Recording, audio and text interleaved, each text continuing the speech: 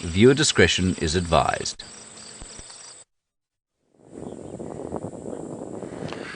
It is a blistering afternoon in the African bush, everyone. The elephants are heading down to drink, and this is Safari Live. Ready.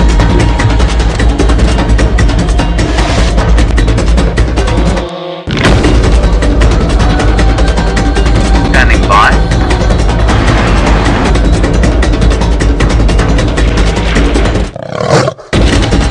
5, 4, 3, 2, 1. You are live, you are live. Good afternoon, everybody, and welcome to our Sunset Safari on Safari Live. And what a wonderful way to start. We've got these elephants that have walked down to Djuma to drink. It is a very, very hot afternoon. And my name is Byron, and with me on camera this afternoon is Brian and the famous Thumb. And on the other vehicle is Taylor and Dave, who you will probably get to see shortly. And then in the FC is, of course, Kirsten, Louise, and James this afternoon, which is great. And it really is a wonderful day, but very, very hot. It's about 36 degrees Celsius, about 97 degrees Fahrenheit, I believe. So it is very, very warm. And that's why we are parked in the shade and we're watching these elephants from the distance. And look how they've come to drink, and now they're all moving off, possibly going to head towards some shade. Isn't that spectacular? Oh wow, and there's some buffalo approaching too on the right hand side. Just to the right of the Ellies, but let's see what happens with these elephants as they approach the buffalo.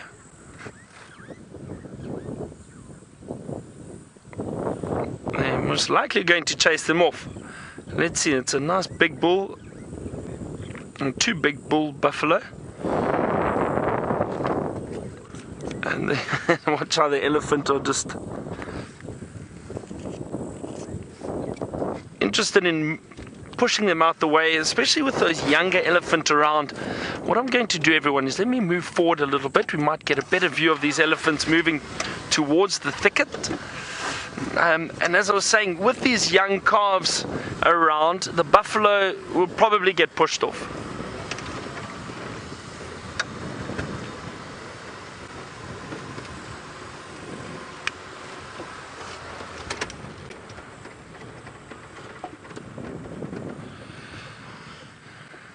So, Julius, you want to know why are there no big tuskers in this area?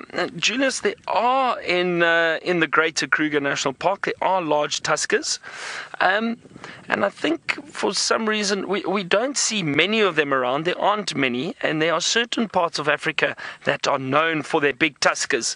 There's an area in KwaZulu-Natal, so on the eastern coast of South Africa, that is very well known for its big tuskers, and that's known as Tembe National Park.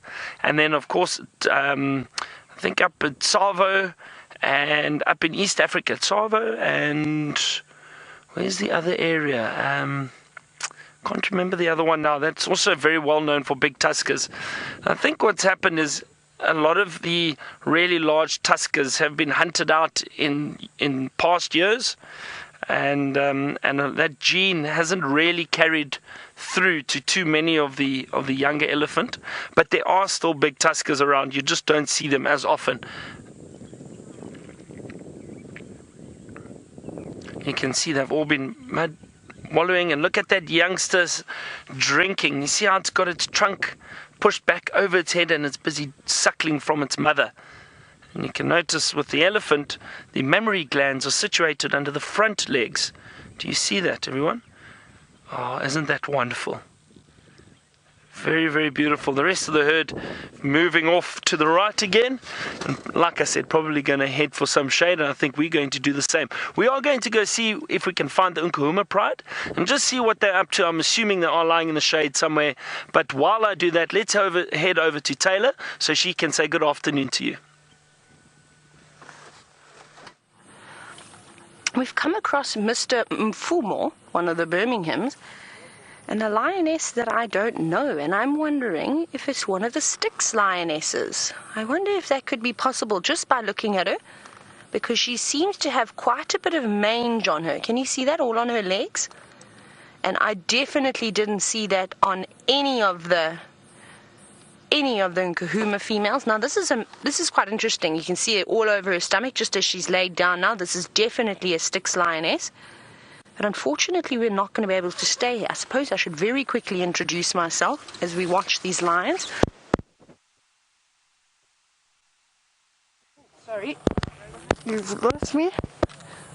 We have these problem muting myself today. Sorry about that. My name is Taylor, and on camera with me we've got David. Now, let me just quickly turn the radio down.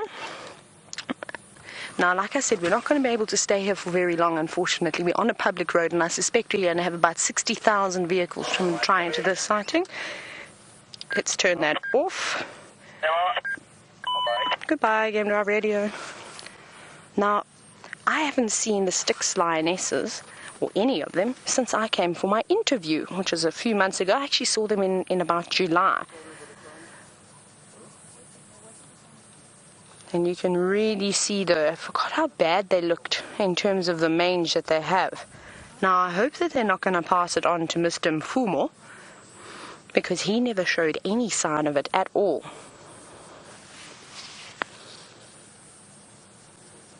But we will see.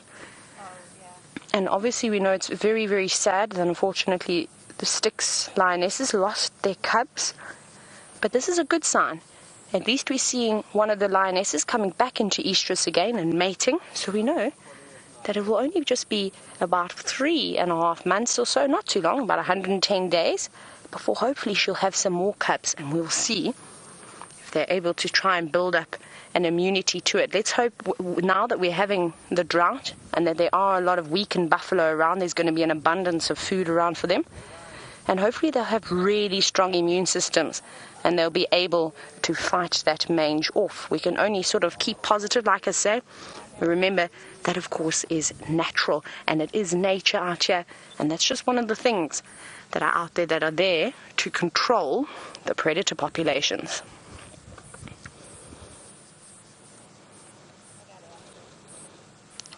Now, there isn't much shade where they're sitting, so I'm wondering if they perhaps aren't going to move around. But I don't know if it's their footprints that I saw moving through Djuma. There was another set of male footprints and one female set of tracks too. So I wonder who was moving around there. These tracks that I saw on the road seem to come from the east and go west along the road to where they're sitting now. The other tracks were coming from the west going east. So I think it's two different sets of tracks that we were looking at. Now I wonder where the rest of the lionesses are, where the other two are. I know one has had cubs. I haven't really heard anything more about them. I haven't heard any updates, unfortunately. But I did see that she had 2 cubs.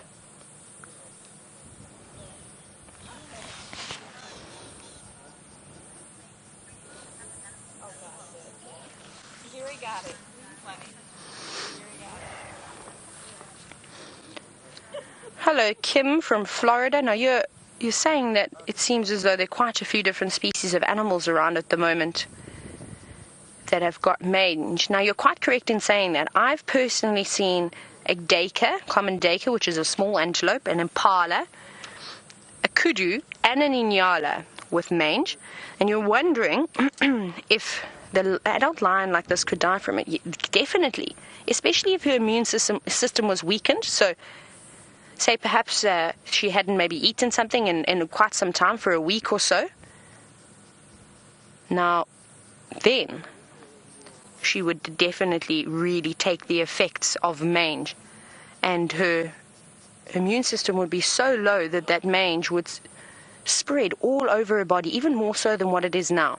And what happens is that she will entirely lose all of her hair. Now, I've seen it before. I often talk about the Southern Pride from the south, where I saw a lioness. She looked like she'd been burnt. Her whole skin was just scabbing and she was just black in color. She'd lost all the hair, barring a couple of patches around her face. And she was thin, but she was eating. They kept taking down buffalo, and she was fat, but you could see her ribs and her vertebrae, and I think I've told the story a couple of times, and she made a full recovery. And I believe that once you recover from something like mange, you actually build up a resistance to it. But it doesn't seem like the Styx lionesses have beat it. They've still got it, but it seems to be controlled. It's stable for the moment.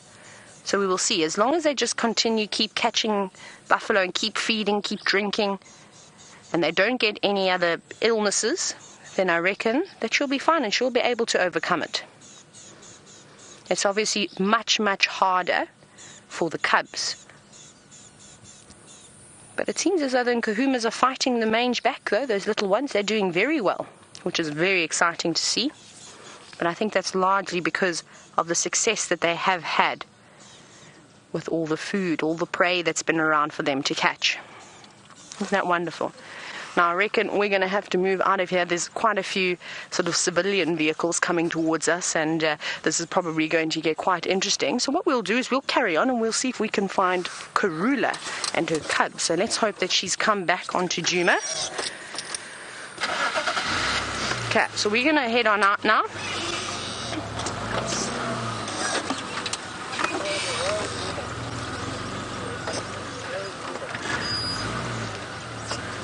Sorry. Hello, Eggsy boy. I just quickly want to chat. I'm not sure. She was last seen crossing south, but we think she's got a kill on our side, so I'm going to go and have a look and see if I can see. Somewhere here between Leadwood and Mamba, but I'm not 100% sure. I'm going to go scratch. Obviously, everyone is very, very excited. Sorry, Kirsty. I just had one of the other guards trying to chat to me about Karula. What was your message again? Now, reason why I'm moving out of there is just assuming... there's just too much going to go on this road. Those lions are sitting right on the boundary. Like I said, this is a public road in the sense that if there are any guests or anybody traveling here, they're going to use this road. Any delivery vehicles, they're going to be coming up and down here. And it's just going to be a bit of chaos, I reckon, with all the vehicles driving past, inciting, trying to get a view and without any cars blocking our way. So perhaps we'll come back later. Maybe they move back across onto Djuma. I'll keep an ear out. But we're going to go, I think, let's go up. What do you think, David? Should we just go straight up Cheetah Cut Line and then let's do that. And we'll go around, we'll jump onto Leadwood and we'll just check around there. That was very exciting though. Like I said, I haven't seen the Styx in such a long time. But from what I can remember, let's see if I can find photos. I think they look a lot worse than when I remember them. I didn't notice that mange to sort of that extent. But we'll see. Oh, but before we even get there, we've got a couple of buffalo. Let's say hello to them. Hi, buffalo. They're cooling themselves down in the mud, so don't worry, they're not stuck. They're just purely enjoying the beautiful mud bath. But you can see that female buffalo's got her head raised, and I think that they're downwind of those lions. So I think they can smell them. She's looking around quite a bit, as if she sort of thinks that there is something around here. The other two don't seem to be too bothered. They're enjoying the mud bath and relying on this eldest cow to sort of keep an eye out for them. Yeah, she's definitely smelt or heard something slightly more suspicious. Right, we've got quite a few vehicles coming towards us. Let's quickly jump off of the road. Let's go onto the very quiet Djuma.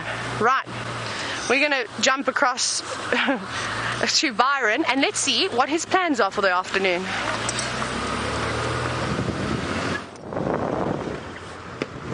So I went and checked the last position of the Nkuhuma pride from this morning, everyone, and they've moved off. I have no idea where they have gone to. I would assume they probably just moved further down the drainage line and are lying somewhere in a thicket because it is so hot. So I'm scanning along very, very carefully while we are driving, but there's no sign of them just yet.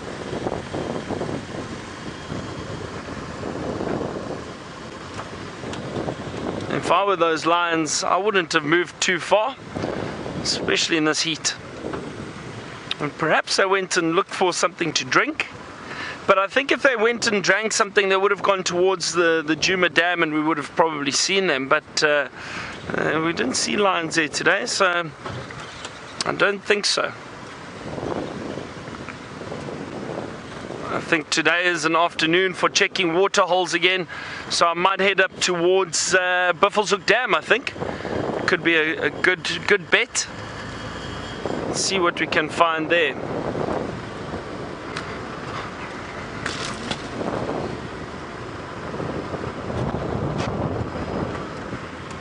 We've got a question from Mohaze who would like to know, do these elephant hunt?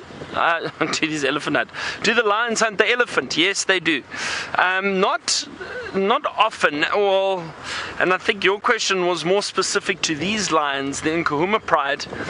And I've not heard of them hunting elephant in this area. Brian, I don't know if you know. No, not that we know of. But lions do hunt elephant, and especially in other parts of the country, and possibly especially up in Botswana. Botswana is very well known for prides of lions hunting elephant because there are so many elephant around. And but usually it's not the big elephant. It's younger elephant, teenagers to younger elephant that are a bit easier for them to hunt, but they have been known to hunt elephant.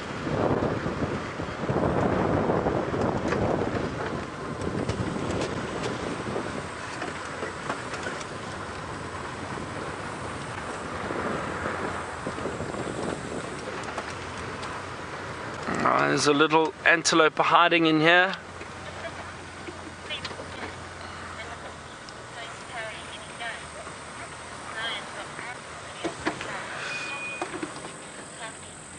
So there we go. You see that beautiful little duiker, everyone? That small antelope. Very, very shy little antelope, and it's not often you get to see them that clearly. They tend to run away very quickly, so that was a nice view.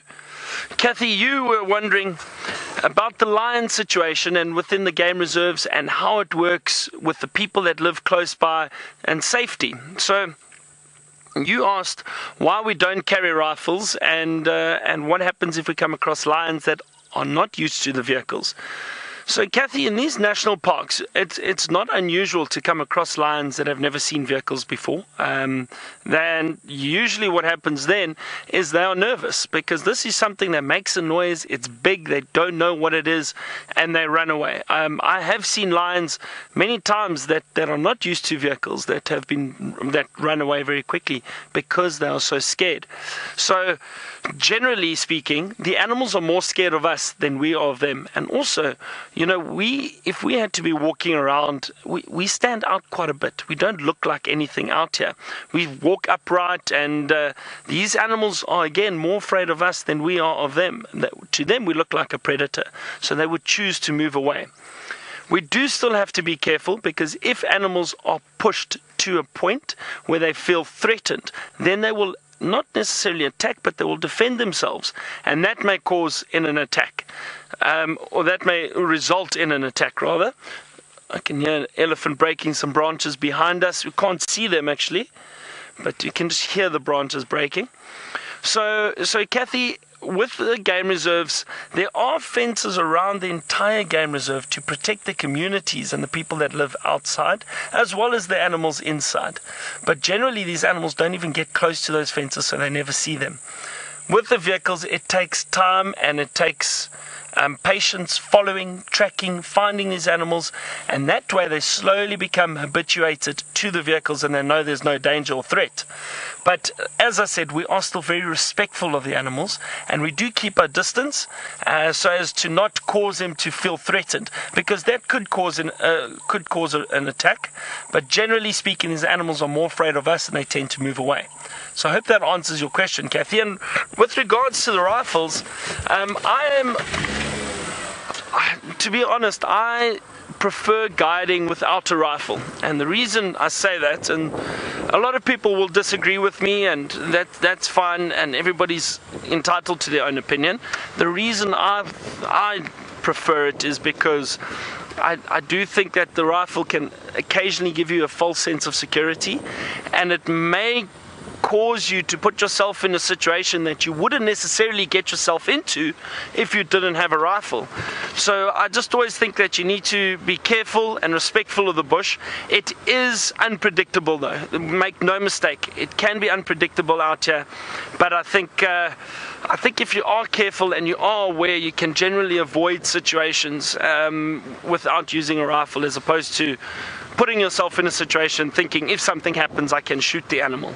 So I do prefer guiding without a rifle. However, when I have got guests and when I am guiding in different areas, when I take guests on bush walks, I always take a rifle with me, because the thing is I have got people that I need to protect in case of a situation, and you never know how they are going to react in a situation, because generally the rule is don't run.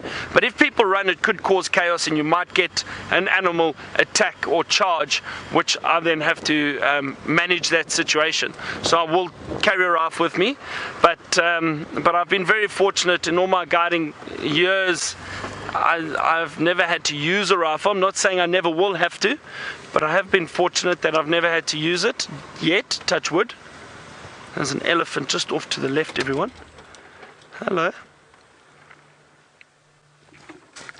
So Kathy, a very good question, and I hope that answers some of your thoughts and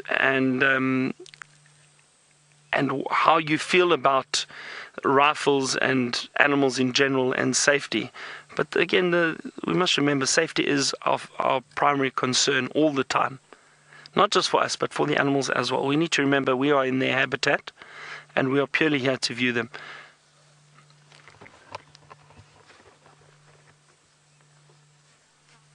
Oh, there's a lot of elephant around at the moment. This is lovely.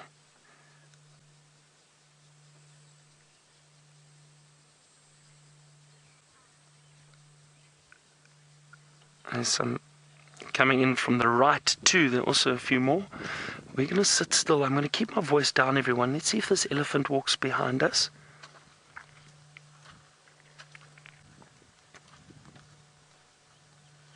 Oh, wonderful. Very close, but she seems relaxed. Here come the rest of the herd.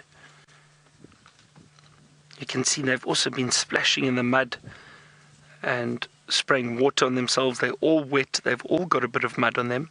And again, they do this to protect themselves from the heat during the day. So it's a nice way for them to cool down.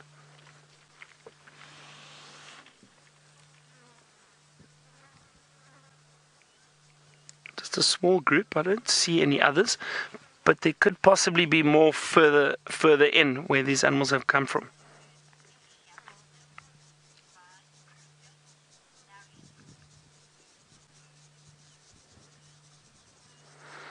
Larry, you wanted to know if I think a group of Asian elephants may survive in the Kruger, and no, Larry, the conditions out here can get quite harsh, but we've spoken about it before, how these animals are able to adapt to their surroundings very, very well. And I wouldn't be surprised if Asian elephants are able to adapt in this area. I think they'd probably struggle during the dry season, though, because there's very little food, and unless they have learnt where they can get food from in those dry conditions, they'd most likely struggle. So I don't know. I also do believe, these animals have evolved for the specific areas that they are found in. The Asian elephants, their ears are much smaller because they probably don't have to wave them as much to help cool down their body in the harsh heat like we get here in Africa. The African elephants have these much bigger ears. So I do think the animals have evolved to suit the specific climate and area and ecosystem that they're found in. But who knows? Who knows? It's interesting. I think if they were pushed and forced, they'd probably survive here. But they're not found here for a reason. Let's be honest.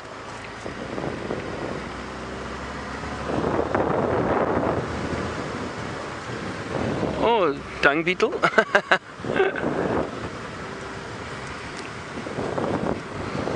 Some wonderful Impala again, everyone. Come on, ladies. You've got 4 more days to give birth. That was my guess, on the 9th of November. And let's see, I think James was a little bit later. If I believe James was here on the 7th. I'm not sure. James was on the 7th of November, and then Taylor was a bit later. Brian, what was yours again? Do you remember? Around the 7th. How long is this Impala?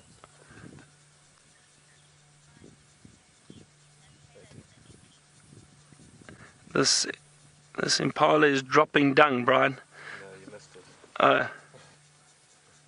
I didn't see what it was doing. Yeah, it looks like it's been faulted. Oh, really? The bill poking out. Oh, okay. Let's try and have a look again. Brian spotted something on that Impala. It says it looked like something had got hold of it. Let's see.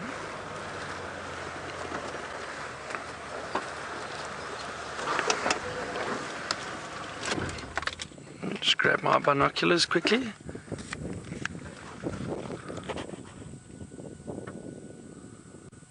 I wonder, it's a young male.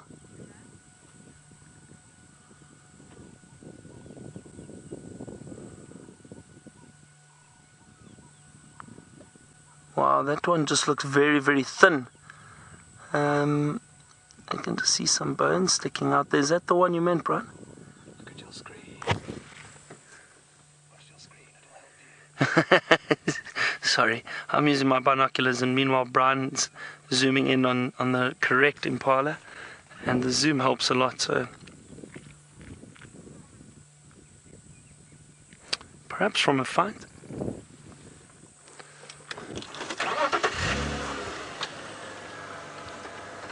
I'm going to go back a little bit more.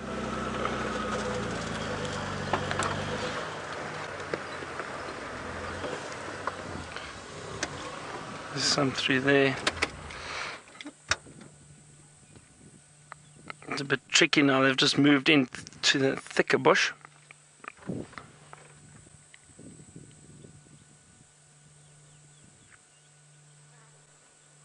It's interesting, it's not uncommon to find these antelope with scars on them. Perhaps a leopard tried to hunt it, or perhaps just another Impala was fighting with it. We have seen, actually, it was funny this morning, saw a number of males fighting with one another, which is strange for this time of year. It's unusual because the mating season or the rutting season for Impala is during April and May, and that's when they usually try and fight.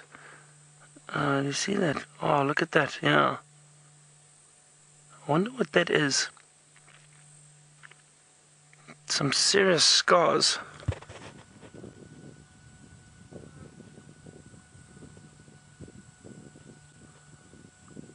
I wonder if it is a form of mange. I'm not sure. I mean, we've been speaking about the mange for a while now, but this looks like... And you see, the other thing I would say, it's not from another Impala, is because it's a female. Males would not fight with females. So that looks like something else that has got hold of this Impala. And it's not unusual to find an Impala that may have been caught by a leopard, and the leopard was trying to hold it down, but it managed to get away. It has happened. I've seen it. But who knows? I really don't know what happened there. It's interesting, very interesting to see. Unless it has picked up some skin disease of sorts that has really damaged the back and the side. Anyway, interesting. It shows you never know what you're going to find out here. And that is interesting to see on an Impala. So who knows what happened to her. We're going to continue on, maybe to head towards some waterholes. Taylor's got some buffalo to show you. We've got a lovely Dugger boy sitting again, cooling himself down in this mud wallow. This seems to be a better choice, though, of a mud jacuzzi, as it is quite full of water. And you can see the little wood sandpiper disappearing behind the buffalo's head. And that'd be a really good spot to actually just hang around this buffalo. because I'm sure there'll be lots and lots of insects and flies hanging around him. Well, in return, I suppose there's a bit of food around for that sandpiper too. But because it is so hot, not only are you going to get the various animals coming down to try and cool themselves, the insects are going to be here too. And particularly the butterflies. So that's something we're going to keep an eye out for. I haven't seen any butterflies around here. There's just a couple of dragonflies and quite a few flies that we see coming through every now and then. And of course, as this buffalo sits down and cools himself off, well, why not regurgitate and rechew your food for a second time? I think it's nice to try and multitask and do as many things as you can at once. Because, you know, these buffalo have got very busy schedules. Eating, trying not to be eaten, and of course then, this is very important, is the digestive system. But he seems very happy. And if only he knew that about 100 meters down the road, the Styx Lioness and a Birmingham boy were waiting. Now, I do apologize that we didn't get an opportunity to spend too much time with them. It was just a very busy intersection. But they did mate, which is quite exciting. And now, I haven't seen Mfumo for a couple of days. So I wonder how long he's been there, or perhaps he's just located her. This is a big mystery because we haven't seen him around, and I haven't seen her too. But it's quite exciting. It's good to know. Let's just hope, though, that Mfumo doesn't pick up the mange. I hope he doesn't. He hasn't had much luck, especially with the injury on his face. But I did have a quick look at it. It looks fantastic. It's as fantastic as a wound can look. It's healing up quite nicely. Now, we did a loop, we carried on, we drove leadwood, but I didn't see any tracks. There were lots of elephants and buffalo that had crossed through that area, a couple of zebra too. So possibly Karula had come through there, and those animals had then squashed her tracks. But we came all the way back, and now what we're going to do is we're going to go towards Mamba and start from the western side and then go all the way east. And then just have a look there. And if I don't find any tracks there, well then I think we're probably going to move on, because I just checked Gowrie Main again, and I couldn't see anything coming across, and I looked really, really, really carefully. David, we drove very slowly, didn't we? In all that time, I've probably only driven about 500 meters or so. No, not far at all. But we will see. I hope she has come across, so it'd be nice. I haven't seen a spotted cat in some time, so it'd be good to see them. We're just coming past this. Let's have a little look at the dam. Let's see what we've got here. We've seen as though just an Egyptian goose.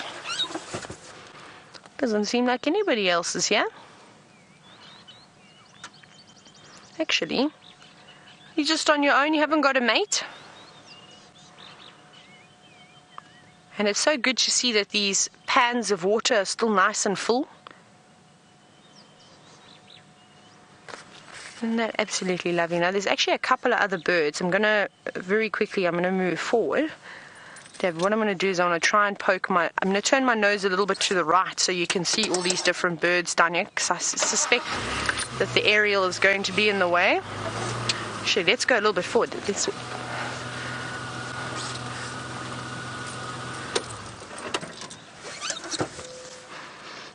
Now, I know a couple of you are wondering if we've seen the woodlands kingfisher yet, and I know Debbie from Vancouver was wondering exactly that.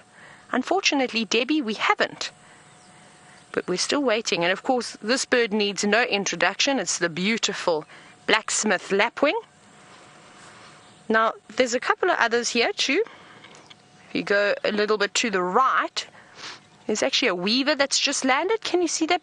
Just behind that big rock, a little bit further right. There we go. It's just sitting on the top over there. Can you see it? Now, I want to see who it actually is.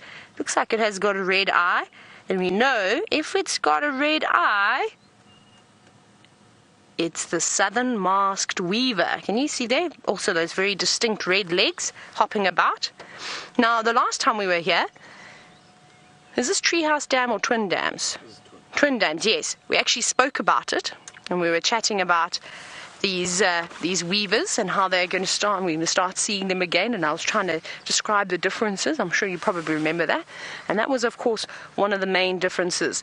And very nice to see one very quickly, because the last time we saw it flying around here, I suspect it's probably a group of individuals that are living around here. We weren't sure as to which weaver it was, but now we got a good look at it.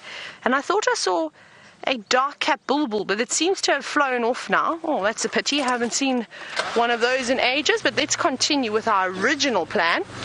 My goodness, I'm absolutely baking in the sun. It's very warm. Right, let's see. I'm also just going to carry on driving slowly, though. Remember, we are on a live safari, and I'd love to hear from you if you've got any questions for myself or Byron this afternoon. You can do so by hashtagging Safari Live. Look who's down here. Or you can send us an email at questions@WildEarthTV. Look at this beautiful gentleman. He also needs no introduction. And of course, is the ever so graceful Waterbuck. Hello, big boy. And today, if I was an animal, I'd be doing exactly what this Waterbuck is doing, and staying in the drainage lines, keeping nice and cool. It's significantly cooler down here, even though we're not down in the dip, just on the edge. It's looking very nice. Oh, I found the weaver that we were just looking at, and I found its nest too. I think we may have to reposition, but it's up top over there. Let's see if we can sneak a bit forward. Now, this is nice to see them. I think they're still probably making it. Let's have a look. This is one of my favorite things to watch. What we'll do is we'll stop here and we'll settle down, and then I think the weaver will become relaxed. But look at that beautiful nest up in the tree. You can see it straight away. It almost looks like a Christmas decoration, don't you think? Now, this beautiful nest is constructed by the males, and he'll make it using bits of grass or even palms. We often see them stripping the palm leaves that grow along the banks of the drainage lines and the river systems. And it takes him quite some time to weave it. It's quite a process. I watched one start from the beginning and right until he sort of finished it, and it took him about 2 weeks. But I think every bird is a little bit different. I suppose if it's your first nest that you're building, it'll probably take you a little bit longer. Maybe that was the case with the one that I was watching. He did look like he struggled a little bit as he was building along. This one, however, has been constructed quite nicely. A very neat nest with a very small opening, as you can see. And you can see it's quite fresh, because the color of the grass and if there were palm leaves that were used are still green. You see, it hasn't completely dried out yet. There he is. Oh, and of course, when they land in it, the tree does bounce around a little bit, which makes it a bit difficult to catch it. Now, I don't think there's anything inside there. You see the underside, you can actually see a bit of light coming through. I didn't see if this little bird brought a bit of grass in, so perhaps he's still weaving the inside. It seems like he's quite busy. And once he's very happy with the construction of this nest, this is my favorite thing about the weavers, is when the males dangle from underneath them and flap their wings and make the most ridiculous noise to try and advertise and get the females to sort of come towards them. And of course, when a female is impressed by one of the male weavers, she'll come in and she'll inspect the nest. And if she's not happy with it, she'll actually tear it down. How terrible is that? And he'll have to start again. I suppose it's all a learning process. Now, this weaver's chosen to make his nest up in a beautiful knobthorn tree. And typically they make their nests overhanging the water.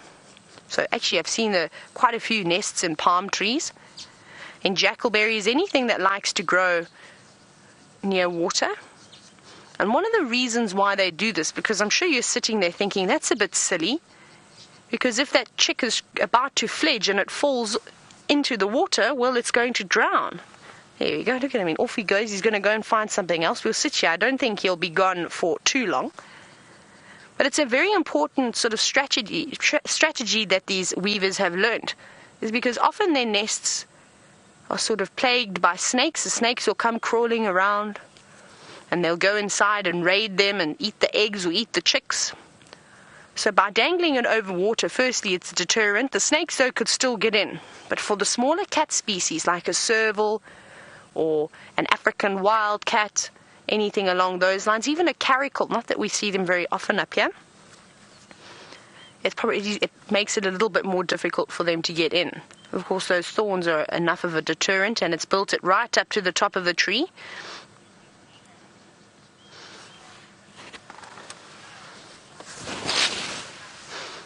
Congratulations, Aaron from New Zealand. You said that this is bird number 129 for you. And I'm so glad, because often something, you'd never think that something as common as a weaver would be able to be up there in sort of such a high number of birds. But it just shows you can watch and watch and watch, and you just never know what you're going to see next. So Aaron, I'm so happy to see that. Look, he's got another piece of grass. I want to show you the bird. He's just down to the left of the nest. Here we go. He's gone to fetch something. Oh no, looks like it's got another bit of tree that's obviously maybe it's lining the nest now. And then he goes again. This is incredible. This is the first sort of weaving I've seen of the season. Absolutely incredible, these birds, and so persistent. And normally you see quite a few of them around here, not just one. Wonderful. Thank you very much, Mr. Weaver. We'll keep an eye on this one, of course. Now that we've found another nest, we'll have to make a list of bird nests that we've seen over the last couple of weeks, but we'll come and check on you regularly. But I think we'll leave him in peace now. And let's go back across to Byron and see how the dam search and the Nkuhuma search is going.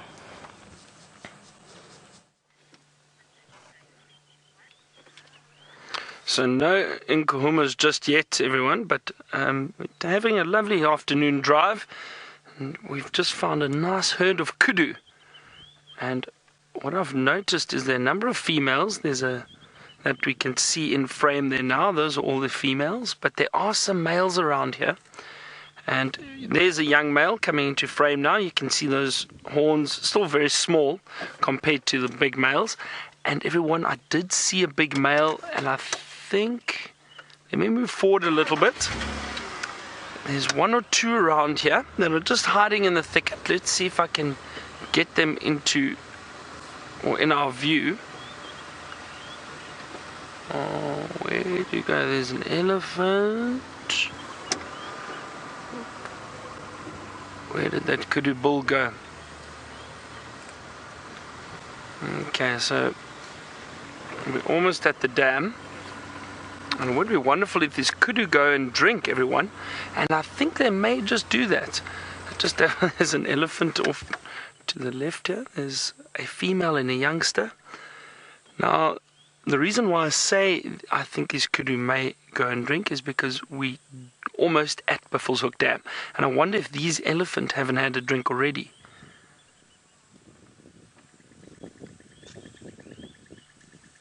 Oh, there's a white-browed scrub robin calling.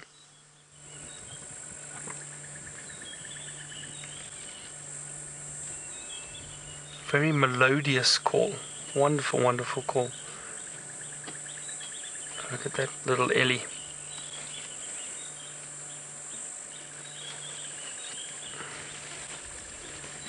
Let's see if I can do the white-browed scrub robin call.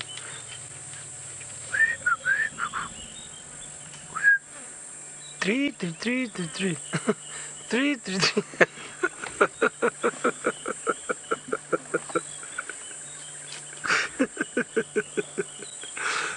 James is sitting in final control and he says that wasn't too bad, so that's alright.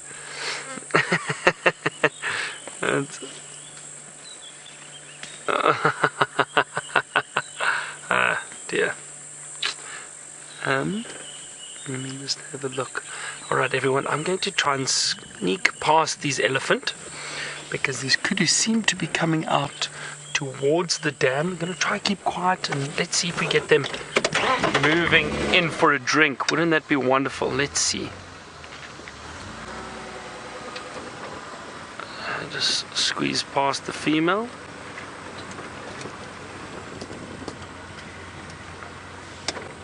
Oh, look at that.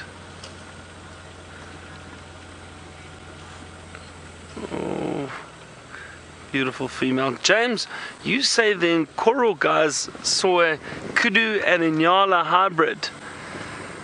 I don't know how I feel about that, James. I would have to see it to believe it. I'm not saying they got it wrong. I'm just saying I think they're mistaken. I don't know. I've never heard of that. I've never seen it. So I'd have to see some footage or a picture of it. So if you have got, let me know. Okay, we're approaching the dam. Ah, wonderful. Okay, I think these kudu are indeed coming down to drink. Let's see what else we have around us. And our resident hippo is over here. There we go. Look at all the terrapins on his back. Feeding on the ticks most likely. Look at that. So James, just getting back to your question about the kudu and the nyala, I've seen genetic variations within the nyala themselves. And let's just move over to the right there quickly. Here comes this big kudu bull down to drink. Hey, look at that. Wonderful. Two of them. Look at those horns. Those were the ones that I saw move through behind the females.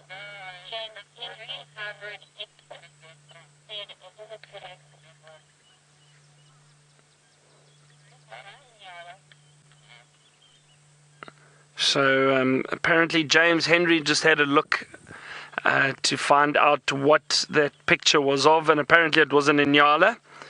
So I'm not sure about a hybrid, but I have seen genetic variations within the Inyala. I've seen a full-grown male with female coloration. He was completely that red and brown color with white stripes, but he had the horns. And is that what it is? Okay, so it's not a Kudu Inyala hybrid. So they have seen a picture, or they saw. Apparently, they did see this male with female coloration. That's all it is, and it's not uncommon. I have seen it before. Well, rather, I wouldn't say it happens very regularly, but I have seen it before, and it's not the first time I've heard of it. So all that is a genetic variation, and that male did not grow into that male coloration, that dark grey. And all that I think is possibly a lack of testosterone, perhaps, and maybe that color gene that causes those male Inyala to go that grey as opposed to that reddish brown. That's all it is. So it's not a case of these antelope mating with different species and you getting that. It's just purely genetic, and that the gene has not come through as strongly as it does in the rest of the males. Now have a look at all the rest of these kudu coming down, the whole herd. That is wonderful.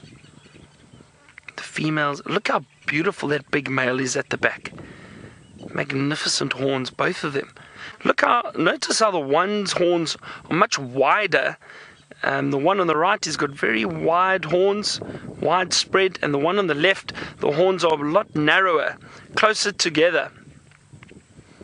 And that's also just genetic. Some kudu horns are wider than others. Those females all drinking now. So our timing was perfect. And this is what I was hoping for, everyone. Coming to these water holes in the heat of the day, if you are patient, you are lucky and you'll get animals coming down to drink.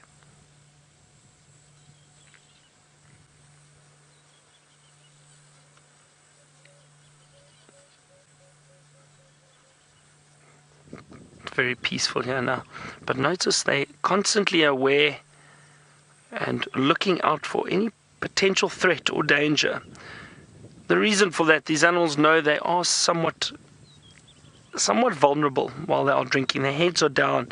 They're not as alert as they would be if they were walking around feeding. So they are very careful. They have a look in the water. They know there could be a threat in the water, maybe a crocodile, and it's just instinct, even though there aren't crocodiles here. It's pure instinct. Notice, you see how that female's looking carefully, having a good look at the water before she decides to drink.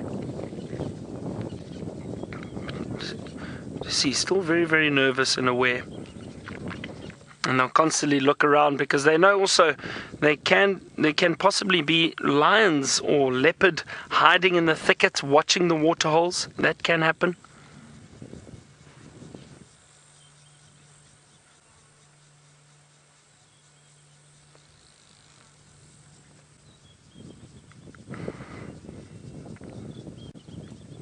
Oh, wonderful. A very beautiful antelope. This is a very peaceful scene, everyone. This is lovely.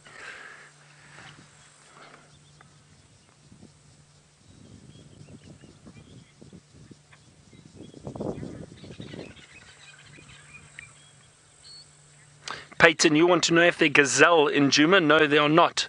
We do not have gazelle in this area. Actually, in the southern region, we do not have gazelle. The Thompson's gazelle is probably the best known gazelle, and that's up in East Africa, in Tanzania and Kenya. They look very much like our springbuck, but we do not have gazelle over here. I'll see, I've actually got James's book of African animals with me. And most of the gazelle are all North Africa and East Africa. There we go, here's the Thompson's gazelle. I'll show it to you shortly. Let's just carry on watching those kudu for a while because this is a really beautiful scene.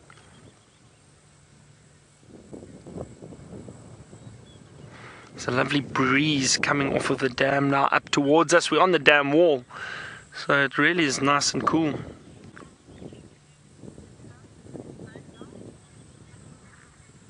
Iceman wanted to know, do the kudus cool themselves with the mud baths? No, they don't. They will not go and wallow in the mud like animals such as the warthog or buffalo or elephant or rhino. They won't do that. But the males occasionally will dig their horns into mud, and that's purely, usually they do it for dominance. What they do is they try to cake the horns with a bit of mud to make them appear darker and also a bit thicker and bigger to probably chase off any other males. So if your horns look a bit bigger, it usually might mean that you're a bit stronger and more dominant than the other male may back off, but they won't go and wallow in the mud. I've never seen it, and I really don't think it would happen. I've never heard of it happening. None of the antelope.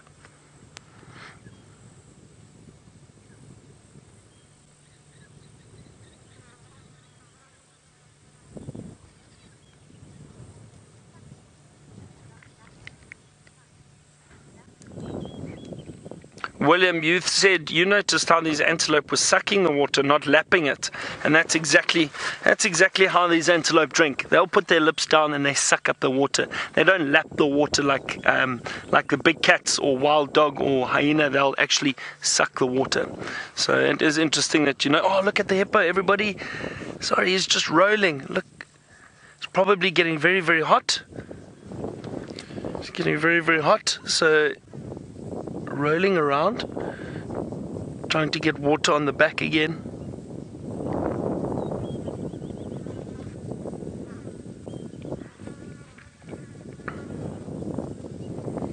See, and that's what these hippo do, is they stay in the water holes during the day, especially in summer when it is so hot.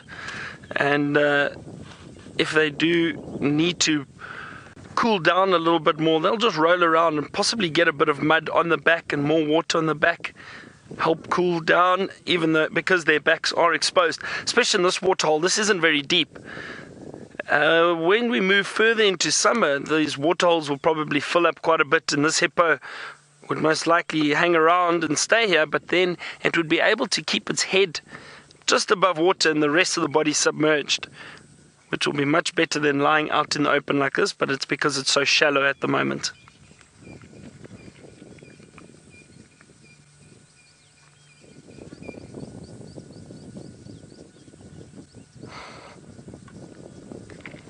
And then getting back to the question about the gazelle. So this is one of the more common gazelle that everyone is used to seeing on television, the Thompson's gazelle. Now it looks very, very similar to the springbuck, and I'll show you a picture of the springbuck soon. But this is a gazelle, and the close relation is the springbuck, which I'll show you. These are all gazelle up in East Africa. There's the springbuck. Have a look at the coloration there, everyone. See, very, very similar, but it is different. And this is not considered a gazelle. Oh, look at the hippo. Look at the hippo. The feet up in the air.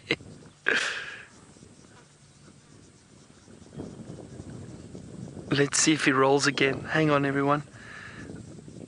Come on, roll for us. Oh, I must admit I feel quite jealous because that looked lovely. And in this heat, with us sitting out in the open, that hippo's got the right idea, wallowing in the mud and rolling around.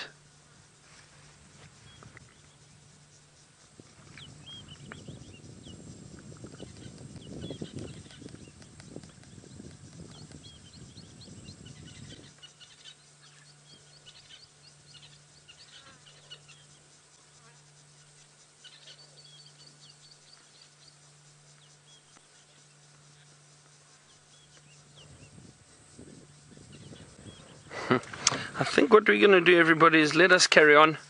It is quite warm and might head back towards those drainage lines close to where the Nkuhuma pride was found this morning, and we did see them there, but when we went back they weren't there this afternoon. So we're gonna head back. Maybe they've just moved further into the thicket or further downstream. We're gonna now have a look on the eastern side of the drainage line. So let's start making our way back. Who knows what we bump into along the way. While I do that, let's head back to Taylor and see what she's up to.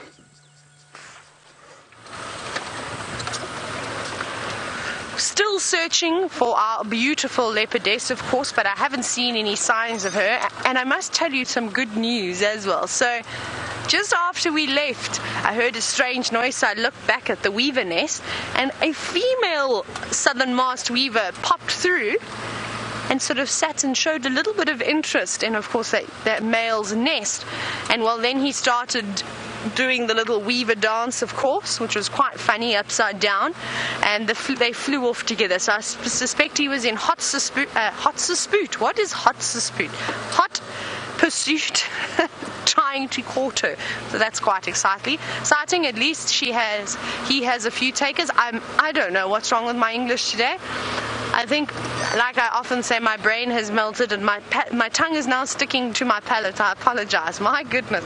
I should have done my voice warm-ups like James always done. I think he's got something going there. I think that does help, especially with the tongue tying. And I thought I was getting away from that, but obviously not. Let's just turn the radio up, though. I did see Ephraim driving around here at one point, so I wonder what he's heard or seen. Hopefully something interesting, but I'll have a chat to him in a moment. We're still heading towards Mamba. We should get there shortly. We'll just check this drainage very carefully.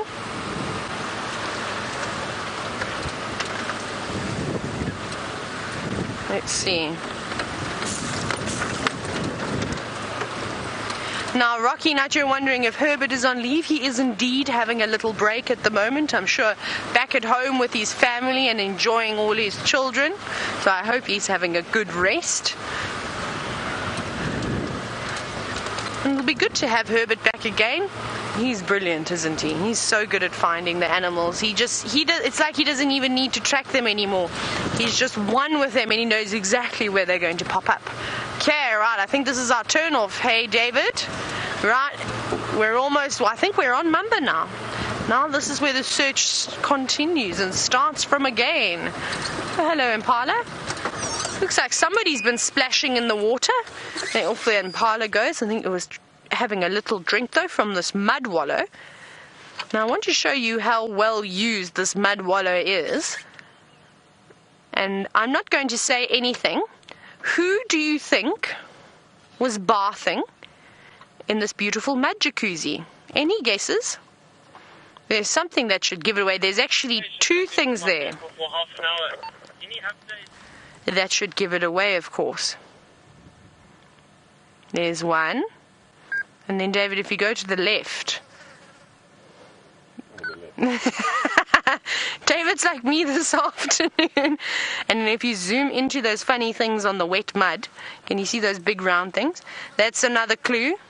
You'll have to go out a little bit. I'm looking at the footprints, of course. Those things should also give you an idea as to who was having a little bath. We must have just missed whoever was here. Now, if you would like to send your answers through, you're welcome to either hashtag Safari Live on Twitter, or you can send us an email, questions@wildearth.tv. Right, but let's not waste too much time. I'm sure you hopefully going to guess that one right. That was an easy quiz to start the afternoon up because my brain is a little bit muddled. I thought we'd just go easy today. Right, let's check here.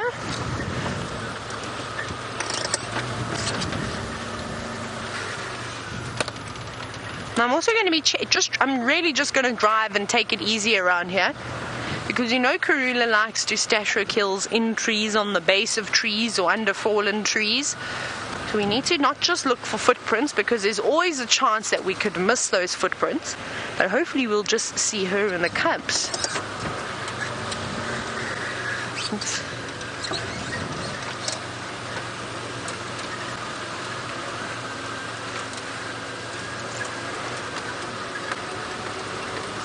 Now, congratulations to Morning Glory and Diane, who have said elephant. That is indeed correct. There was a lovely big pile of elephant feces there, and of course those big round oval-shaped feet, also not round, those big oval-shaped feet give it away too. Were we supposed to go down that one? No, I thought so. Now, as we came in here, I thought, I think we're going on the wrong one, so we'll just reverse, but that's okay. It's always good to practice reversing as you go along. Let's go have a look in here. Looks like someone's come in here. I wonder if Ephraim can come have a scratch around here too. Let's try and get hold of him.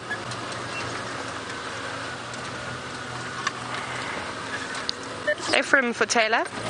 He's going to have a chat on the radio.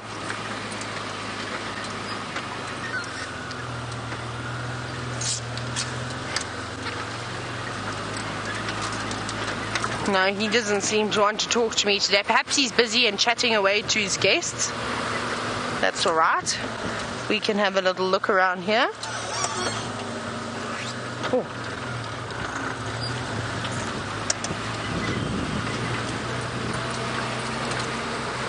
Oh, and finally, even now it's already starting to cool down, which is really good. Because it's just so hot when we start these drives. It's actually quite pleasant starting them a little bit later for a number of different reasons. And of course, one of the things that I'm quite happy is the fact that we don't get too much of the blazing sun. And then another really nice thing is that we get to spend a bit more time in the darkness and look for all those weird and wonderful creatures that come out at night. So that's always quite nice.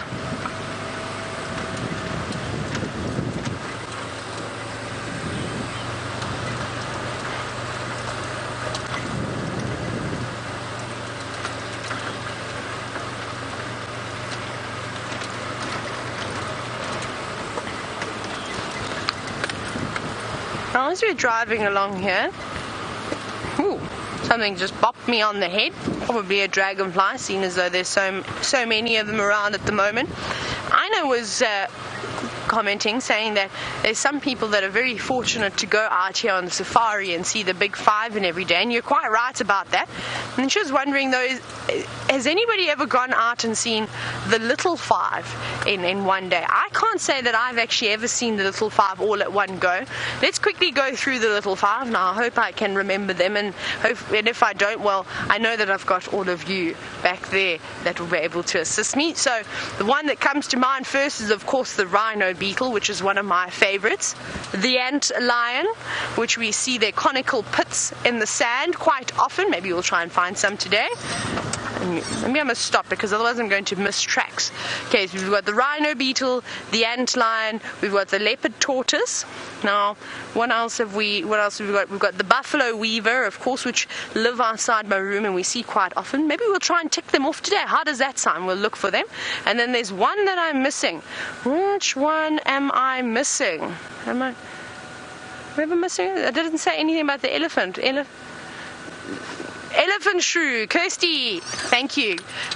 Madam Kirsty in Final Control, thank you so much. And of course, the elephant shrew, I forgot about that one. I haven't actually, oh no, I have seen the elephant shrew.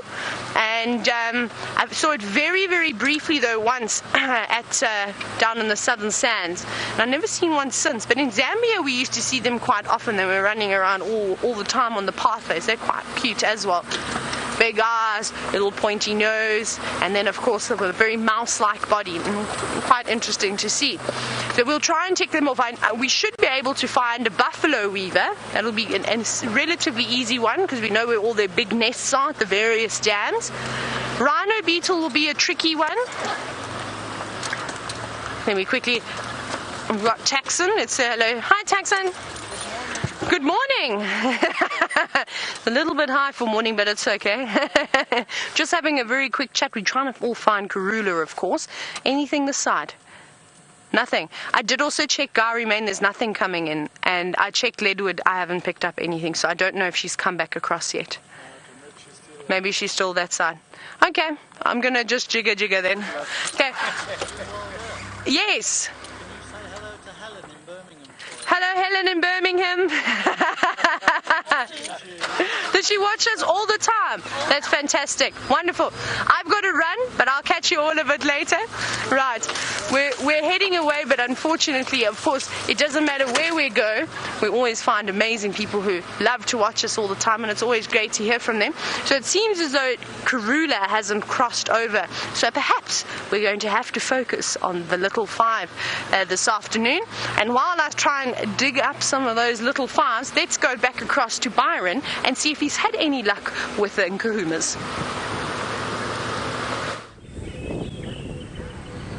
And we have got a cuckoo, everyone, and it is an African cuckoo. Now it's hiding in there, but what I'm going to do is I'm going to roll forward. Hopefully it doesn't fly, so we'll just keep it there, and I'm just going to roll forward a little bit, and we might get a better view from this angle. Don't fly, don't fly. Let's try now, Brian. Maybe we can see it from here. There we go. Oh, still a few branches, but we can see it a lot better. An African cuckoo. And Brian actually spotted this while we were driving, and it flew down into that little tree. Oh, this is great. I wonder if I go a little bit further, maybe I can get those leaves out the way for you. Just a touch further. Oh, there it flies. I thought so. There it goes. Hang on, let's just see where it goes. Oh, it's sitting up at the top there now. There we go. Oh, love these cameras. That's amazing.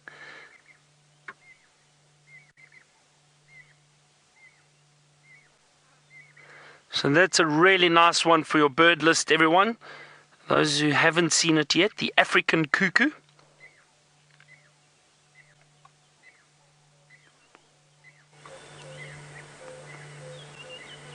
Trying to think of the African cuckoo call now. I think it's a boop boop boop boop boop boop boop boop. Constantly. That's the sound it makes. There it goes. Wow, look at that.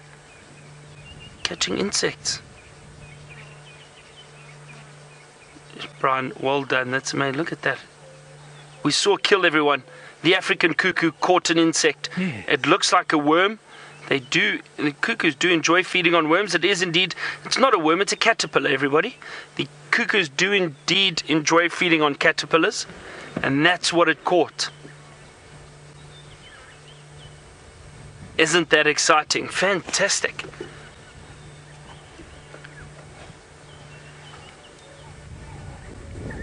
Looks like it's trying to cool down now. It's still very warm. Jeez, well done, Brian. That was incredible. Cleaning its beak. It may decide to fly off soon. That is a wonderful view of a cuckoo, because usually they're very secretive and they do fly off.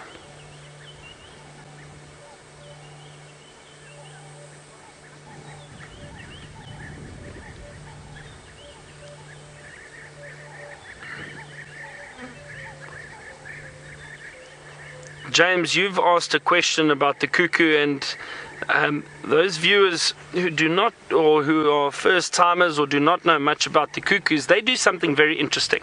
They are known as brood parasites. So what that means is the cuckoos lay their eggs in other birds' nests. They do not actually raise their chicks at all. So it's amazing how they've evolved. A lot of these cuckoos, when they lay the eggs look almost identical. So sorry, the cuckoos camouflage their eggs so that it looks like the host's eggs, which is incredible. Now, some cuckoo species, and this is getting back to James's question, some cuckoo species will parasitize a few different species of birds, whereas others may parasitize one specific species. Now, let me see if I've got my bird book here. I do, and I just want to see what they say with each cuckoo species. James, I don't know why that is. I think maybe it's a case of some cuckoo species being larger, so they target a larger bird, and there's only or perhaps they're not as common, so they also only target a specific species. So if I have a look here, all right, and because there are so many, they do vary. I think the African cuckoo, I think it's starlings, if I'm not mistaken. No, the drongos. So the African cuckoo parasitizes the drongos, the fork-tailed drongos. The Jacobin cuckoo, I think, is a number of different species, yes. So the bulbuls and the common fiscal, or the fiscal shrike, common fiscal, I wonder if it hasn't got something to do with perhaps coloration and size. I think that's the main thing, although a fork-tailed drongo looks nothing like an African cuckoo. I don't know what the reason is. It's just the way they've been. I think that they've evolved, and perhaps those cuckoos are able to mimic those eggs a lot better, those specific eggs of those birds. Maybe that is the reason that they parasitize those birds, because the eggs that they lay look very similar. So then when the host bird comes and sees these 3 eggs as opposed to 2 in the nest, it thinks, oh well, those are my eggs, and it raises the chicks, and it's incredible. I've seen pictures of these little chicks, say for example little fork-tailed drongo chicks and a large African cuckoo chick next to one another, which is very interesting to see. And I've seen which cuckoo was it? I can't remember. I think it was a Levalence. Cuckoo. Yeah, they parasitize arrow-marked babblers, and these babblers were all feeding on the ground, and this very large black and white Levalence cuckoo was on the ground feeding with them. So it obviously grew up in their nest and carried on feeding with the birds, because the arrow-marked babblers are very social birds. They're always in groups, and I don't think that Levalence cuckoo had quite reached maturity yet, so it didn't realize that it wasn't a babbler and didn't move off. But it's incredibly fascinating how these birds have evolved, and how they know once they reach adulthood and once the winter starts arriving, all these birds migrate north, even though they've never come into contact with the parents and the adults. It's very, very interesting. It's pure instinct. It's really incredible. So I don't know why it is that some cuckoo species parasitize one other species, whereas some have got a number of different species. I think it's got to do with something. I'm sure it's got to do with something about the eggs and how they are able to mimic certain birds' eggs as opposed to others.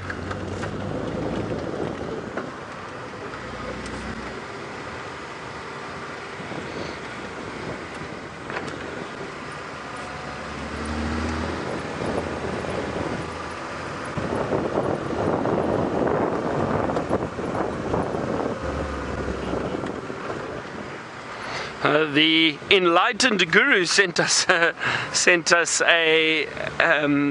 message, and he says this would possibly make the cuckoo probably one of the most intelligent birds in the world.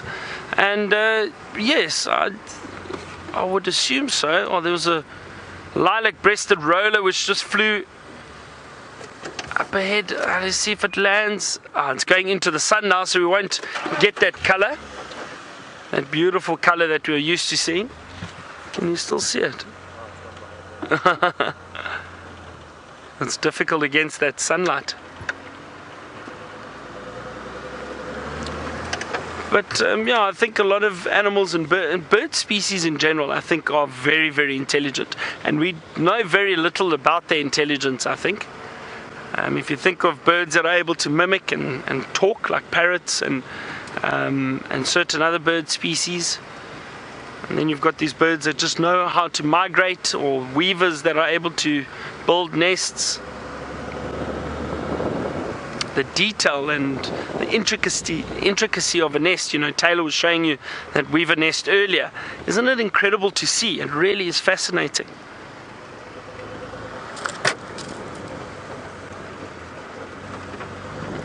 Oh, yeah, the lions, everyone.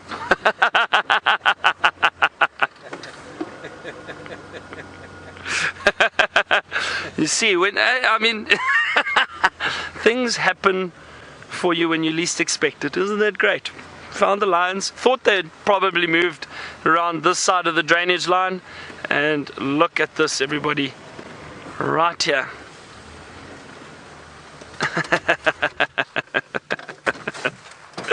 Oh, wonderful. Well, Brian, I think that's us for the afternoon. Oh, great. I was still trying to have a look for tracks over there. They just moved out of the drainage line. So where we saw them earlier, this morning, they've moved out and they've moved further east. They are now lying in the shade of a very big marula tree. And it's very kind of them to come out of the drainage line for us. Makes it a bit easier to see them. Looks like all the cubs, 1, 2, 3, 4 females, and that big male.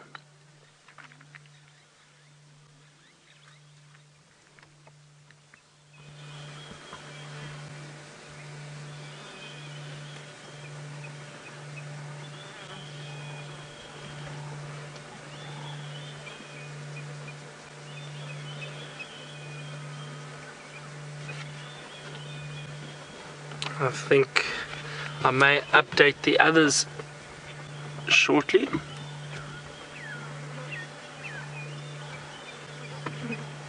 So all the way from Australia, Pokemon Guy wants to know, do these cats purr like domestic cats? No, they don't. Not at all. The only big cat which does purr is the cheetah, which is quite interesting. So the cheetah does purr. It does give off it sounds like a cat purr, obviously a bit louder, but the cheetah can purr, but the leopards and lions, they do not purr. And I would assume it's got something to do with that cartilage within the voice box of the lions and in the leopards, which allow them to roar. And I think that's also why they are part of the Panthera family, whereas a cheetah is not. A cheetah is a different family, even though it is a big cat, but it is not part of the Panthera family. One of the characteristics of Panthera is that they can roar. They've got this this cartilage in the voice box which they're able to vibrate, and a bone. And is it the I've forgotten now. I've hit a complete blank. Is it the thyroid bone?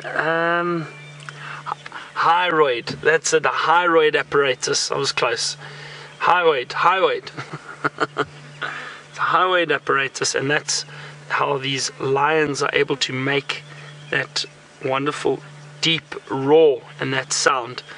The hyroid is almost like a floating bone which vibrates and vibrates against the cartilage within the voice box, and that causes that very loud roar.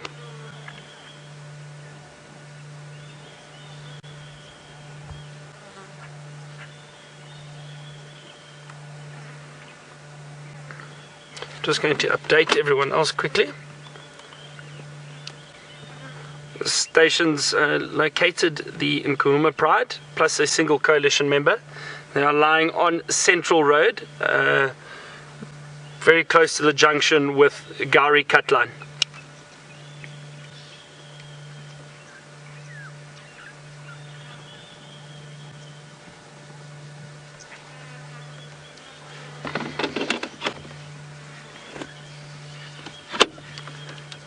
Affirmative, affirm. Just off the road under a marula tree.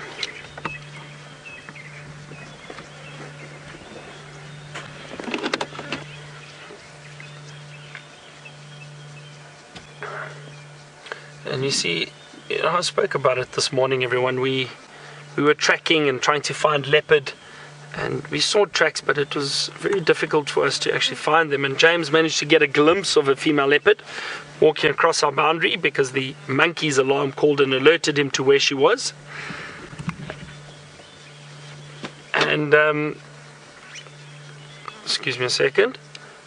Copy that. It's just myself here. You can make your way straight in.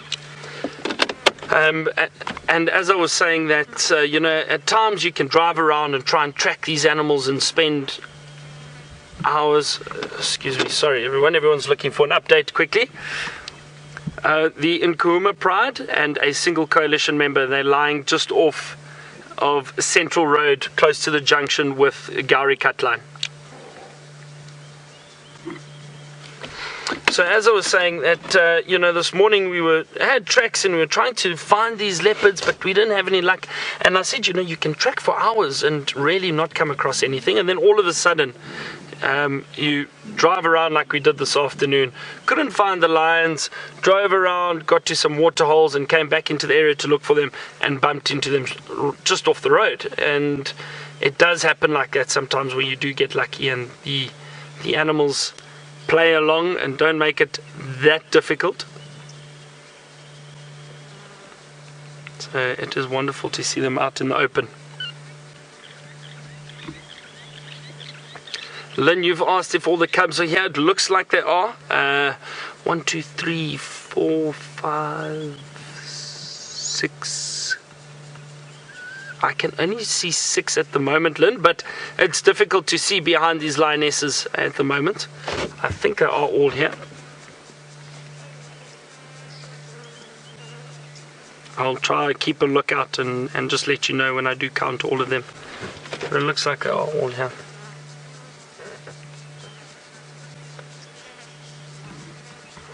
Alright, we're going to spend some time with these lions. Hopefully they move around a little bit later, but while we sit here and enjoy this, Taylor's got a tall giraffe she'd like to show you.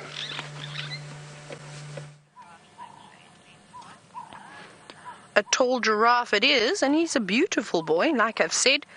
Still yet to see a big group of females. We had a couple, of course, yesterday, but it seems to be the boys that are dominating. But look at those beautiful red-billed oxpeckers sitting on the giraffe, mouth wide open, trying to cool themselves down. It's almost like it could be singing.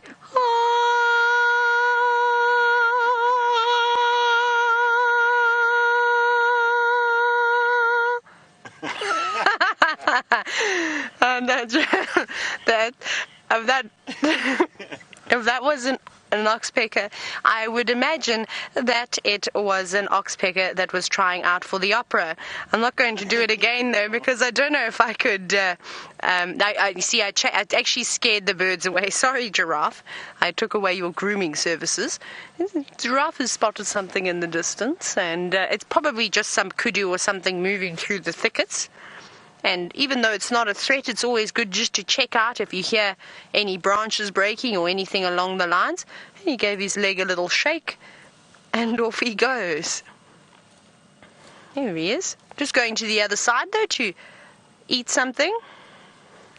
Very hungry.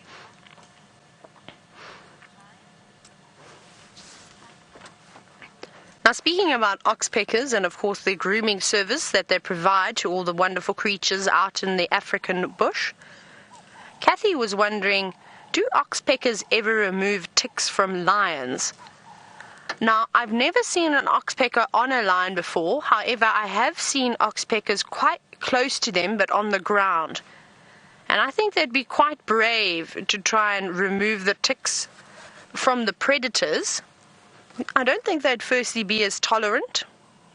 And of course, if it's the Nkuhumas that they're going to be trying to feed off, you've seen those 8 boisterous little cubs who have just become very keen on anything that moves, really. And I think that those oxpeckers would probably get or attempted to be caught by those little lions. So I think that they would avoid them.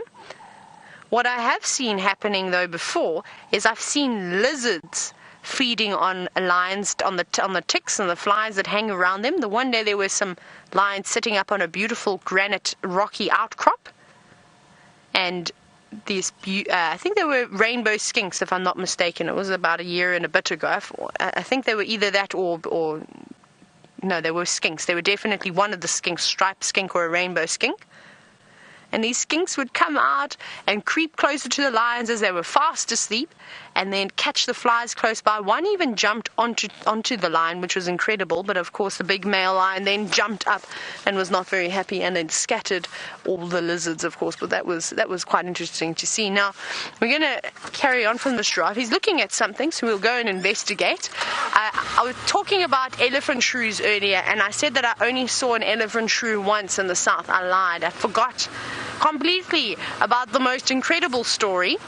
So one day the lodge manager actually came in to the lodge before game drive, and she had a towel, and she said, "Have a look what I found."